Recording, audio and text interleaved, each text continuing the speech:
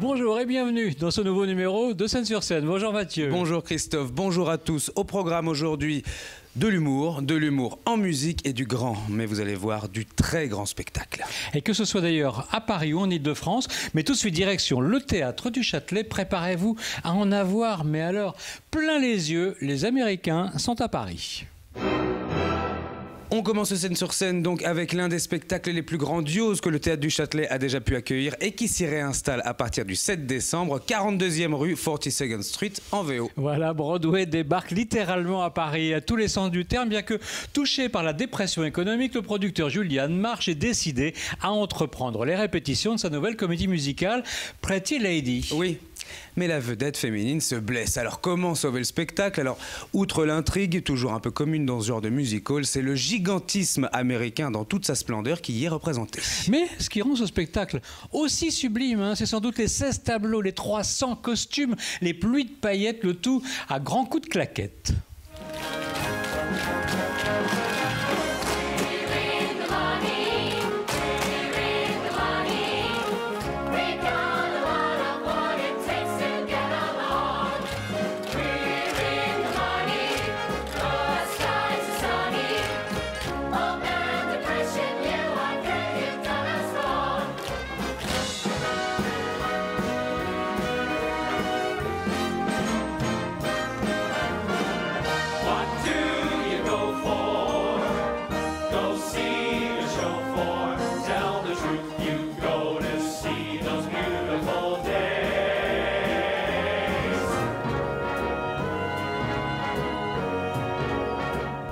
Dans la période des années folles et du grand délire de l'entre-deux-guerres aux USA, les numéros chantés et dansés sont absolument bluffants. Et les scènes de claquettes présentes, d'ailleurs du début à la fin du spectacle, sont à couper le souffle. À couper le souffle. Un spectacle prestigieux, une mise en scène remarquable signée Stephen Meyer, des décors à n'en plus finir, une technicité digne des plus grands horlogers suisses. C'est la sortie parfaite pour ces fêtes de fin d'année. Un spectacle époustouflant, Courrézy, ça déménage.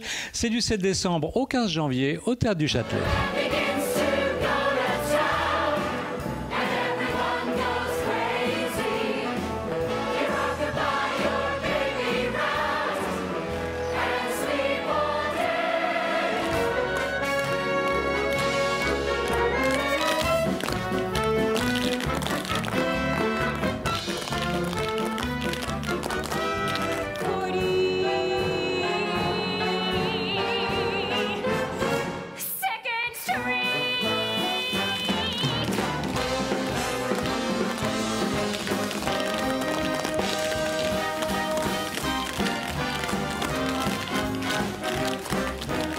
Le facétieux et virtuose Alain Bernard est de retour avec son nouveau spectacle au Théâtre de l'Essaillon, Piano Paradiso. Alain Bernard, c'est la fantaisie même, et on le ressent une fois encore dans ce nouveau petit bijou de rire et d'émotion. Alors les tribulations d'un compositeur qui cherche par-dessus tout à devenir compositeur de musique de film, eh bien c'est le point de départ de ce nouveau show musico-rigolo. Et on peut le dire, Alain Bernard est littéralement passionné par les beaufs.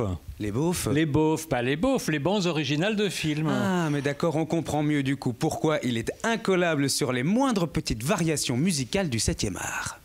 On a tous en tête des musiques de films qui ont bercé des moments de nos vies. On essaye? Tiens, si je vous joue La Plante Rose. Allez, un autre. Le Magicien. Enfin, maintenant, c'est 3 doses. Alors moi, bien sûr, je rêvais de composer pour un grand parfum ou une voiture de luxe. Mais ma première expérience dans la pub, eh bien, ça a été pour une marque de rillettes. Ça change des nems aux crevettes, la rillette Pélissier. Rillette Pélissier, la rillette des mandarins, comme du Pékin moyen. Alors entre jeux de mots et jeux de notes, on pourrait même parler d'une grande masterclass entre récit autobiographique et apprentissage du monde du cinéma. Le tout bercé par ces mélodies qui ont fait les grands succès du grand écran. Mis en scène par son complice Gilles Galliot, Alain Bernard a réussi à apporter une véritable poésie à son personnage. Et en même temps, c'était pas si compliqué, tant Alain Bernard est naturellement doté d'une sympathie et d'une générosité débordante. Alors direction le Théâtre de l'Essaillon, dans Paris, du jeudi au dimanche pour ce piano. Paradiso. Afin de reprendre le travail, j'aimerais faire quelques remarques et mises au point sur la répétition d'hier qui était désastreuse. Parfois, je me demande, le tuba, si vous ne seriez pas arrivé dans cet orchestre par piston. Je t'aime, Brigitte. Moi aussi, Manu. Et ils s'embrassent. Le film est foutu, hein. Parce qu'un film sans musique, il manque quelque chose. Un film sans musique, c'est Hollywood sans vedette, c'est Cannes sans starlet, c'est Le Mans sans rillettes. Moi, j'aurais rêvé. J'étais au paradis avec mon piano. Au piano Paradiso. Il est de retour avec un 7e one-man show. 7e déjà. Et oui, plus mordant et plus piquant que jamais, Elie Semoun investit les Folies Bergères les 6 et 7 décembre. Mais il ne sera pas tout seul. Préparez-vous à accueillir Elie Semoun et ses monstres. Alors, pas d'inquiétude, hein. Ces monstres, comme Elie Semoun aime à les appeler, hein, seraient plutôt ces personnages qu'on croise un peu partout et qui font que nous sommes finalement, nous-mêmes tous, que de simples mortels. Ces monstres qui nous montrent ce qu'est la bassesse du quotidien, ces humains bourrés de failles, mais que voulez-vous, ce sont des humains. Alors il en retire une drôlerie et un regard acerbe sur notre société. Sur les sociétés même, oui. En général, puisqu'Elie Semoun s'est transformé avec ce spectacle en créateur de monstres intemporels. Exactement, sans rappeler d'ailleurs le chef-d'œuvre de Dino Risi au cinéma, 63, Les monstres justement. Et alors Elie Semoun signe une performance sans filtre et sans concession. Ce soir, Mappy se libère. Mappy balance son porc.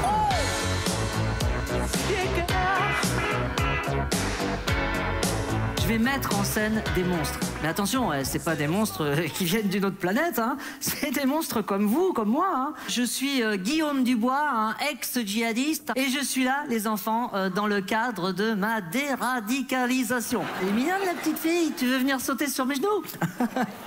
Je plaisante, hein. Humour salafiste. Bonsoir, je m'appelle Garance, je fais du stand-up, 100% trash, 100% meuf, 100% cash. De toute façon, les mioches, ça sert à rien, ça pleure, ça bouffe, ça chie, c'est comme les vieux, sauf que quand ils crèvent, y a pas d'héritage.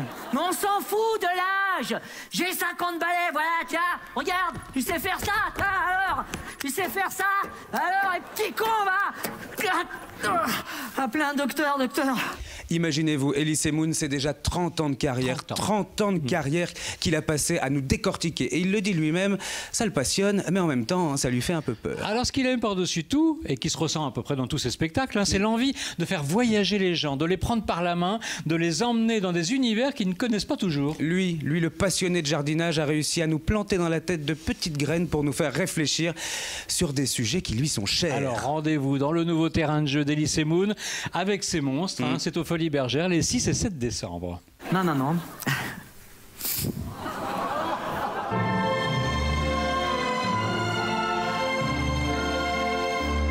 Jeanne? Ouais, Jeanne, oui, c'est moi, Goebbels 95. Ah ben moi j'ai vécu à l'étranger là pendant 1 an, là j'étais sur Marseille. Puis je me suis dit, allez, on remonte à la capitale, à Hénin-Beaumont. Rien ne vaut le vaut. Moi aussi je t'aime, papa. Je t'aime. Je t'aime. Tu m'entends? Non. Alors là, c'est le ballet des ballets, l'apothéose de la danse classique et du ballet russe. Le Lac des Cygnes va illuminer l'Opéra Bastille pour les fêtes de fin d'année. Alors on vous rappelle l'histoire, hein, si vous avez raté quelques chapitres. Le jeune prince Siegfried est désormais majeur, il doit se marier mais n'est pas libre de son amour. Alors il part chasser au bord d'un lac et il tombe sous le charme d'un cygne blanc, la princesse Odette, victime d'un mauvais sort. Et s'il existe un tube chorégraphique, eh bien c'est bien ce chef-d'œuvre de Tchaïkovski, et nombreux sont d'ailleurs les chorégraphes qui ont donné leur lettre de noblesse à l'histoire de cet impossible amour. Quasiment tous d'ailleurs, hein. Mais s'il y en a un pour qui l'aventure est allée beaucoup plus loin encore, c'est bien Rudolf Nureyev.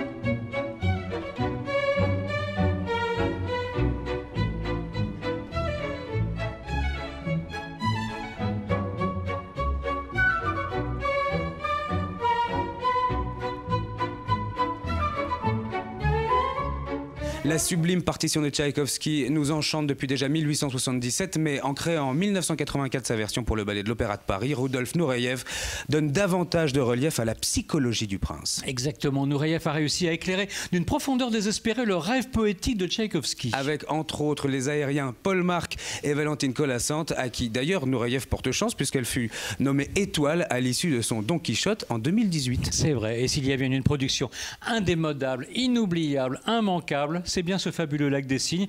Alors rendez-vous à partir du 10 décembre à l'Opéra Bastille.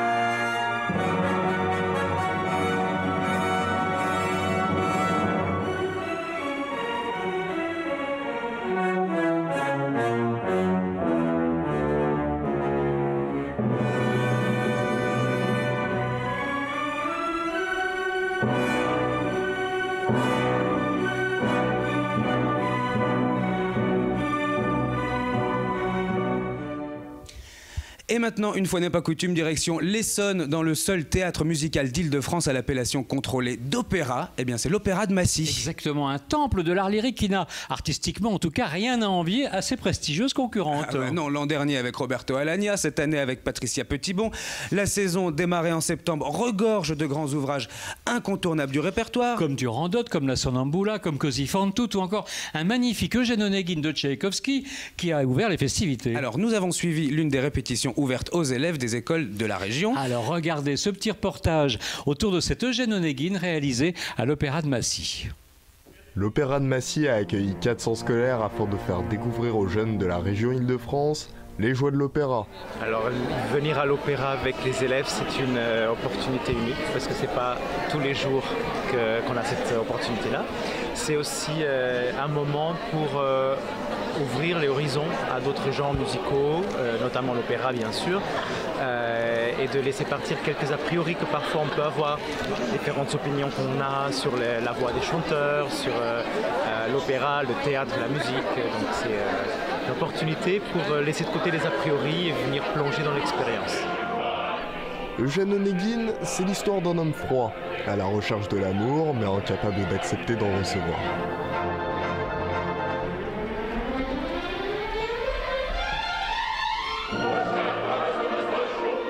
Un beau jour, son voisin et Lenski lui présente Tatiana, une jeune femme qui, sans hésitation, tombe follement amoureuse d'Onegin.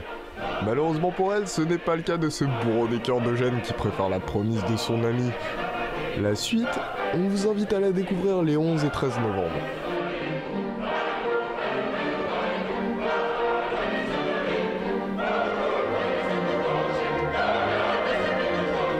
Mêlant une scénographie sensible et surprenante à une orchestration pleine de vie et de nuances, sans oublier les magnifiques performances vocales et scéniques des chanteurs, on peut en dire que c'est une pièce qu'on peut voir, amateur d'opéra ou féru de découverte.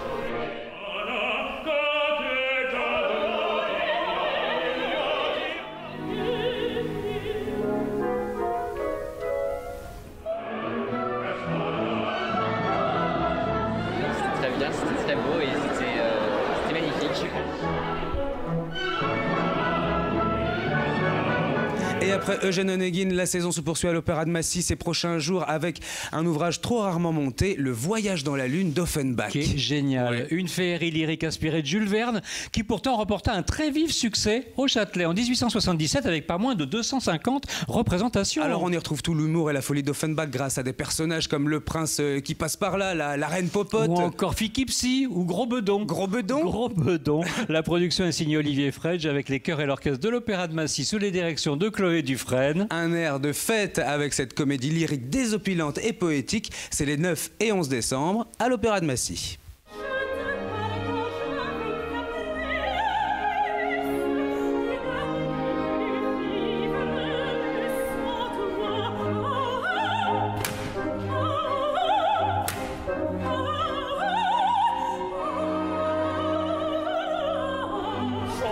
J'achète à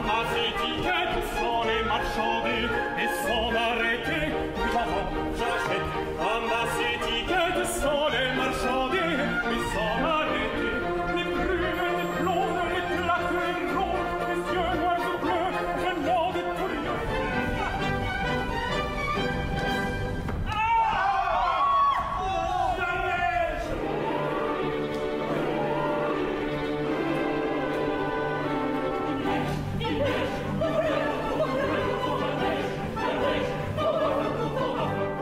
Et oui, c'est déjà ainsi que se termine ce numéro de Scène sur Scène. Merci à vous de l'avoir suivi, évidemment. Eh ben, on se donne rendez-vous, Christophe, on se donne rendez-vous très vite. Et oui, Mathieu. Avec vous pour encore de nouvelles aventures de culture. À très bientôt. À très bientôt.